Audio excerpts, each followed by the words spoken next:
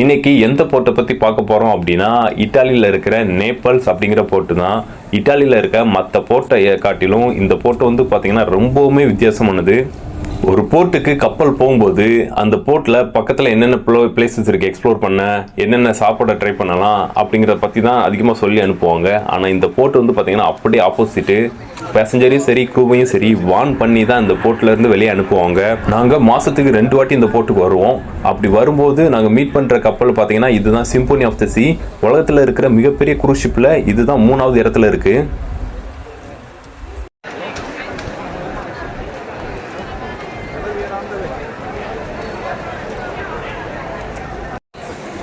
Naples அப்படிங்கிற board இட்டாலியில் ரொம்பவுமே மோசமான போர்ட்டுன்னு கூட சொல்லலாம். அதிகமான பிட் பாக்கெட்டு, அதிகமான மாஃபியா இருக்கிற ஊர். குறிப்பாக வெளியில் போகும்போது இந்த போர்ட்டில் தனியாக வெளியே போகக்கூடாது. அதுக்கப்புறமா நிறையா பணத்தை கையில் எடுத்துகிட்டு போகக்கூடாது. நிறையா யூரோ டாலர்ஸ் அப்படின்னு எடுத்துகிட்டு போகக்கூடாது. அதுக்கப்புறமா அதே மாதிரி நிறையா ஜுவல்ஸ் எல்லாம் வெளியில் தெரிகிற மாதிரி போட்டு போகக்கூடாது அப்படின்னு சொல்லுவாங்க. அதுக்கப்புறமா நீங்கள் வெளியில் போகும்போதே உங்கள்கிட்ட நிறையா கொண்டு வந்து செல் பண்ண ட்ரை பண்ணுவாங்க. ஐஃபோனு, வாட்ச்சு, லேப்டாப்பு, அப்புறமா சன்கிளாஸ் இதெல்லாம் கொண்டு வந்து அதெல்லாம் ஃபேக்காக தான் இருக்கும். அதெல்லாம் கொண்டு வந்து உங்கள்கிட்ட செல் பண்ண ட்ரை பண்ணுவாங்க. இதெல்லாம் ஒரிஜினலு, விலை ரொம்ப கம்மி, இதை வாங்கிக்கோங்க அப்படின்னு சொல்லுவாங்க. நீங்கள் வாங்கினீங்கன்னா அது ஃபேக்காக தான் இருக்கும்.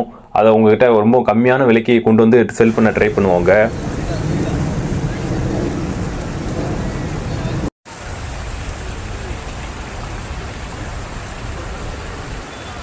அவங்களோட முக்கிய டார்கெட்டே டூரிஸ்ட்டு அப்புறமா க்ரூ மெம்பர் தான். ஏன்னா அவங்க தான் அன்றைக்கி ஒரு நாள் காலையில் வந்துட்டு சாயந்தரம் கிளம்பி போயிடுவாங்க. அவங்க யார்கிட்டையும் போயிட்டு கம்ப்ளைண்ட் பண்ணிவிட்டு அந்த கேஸ் போட்டு வெயிட் பண்ணிக்கிட்டு இருக்க மாட்டாங்க.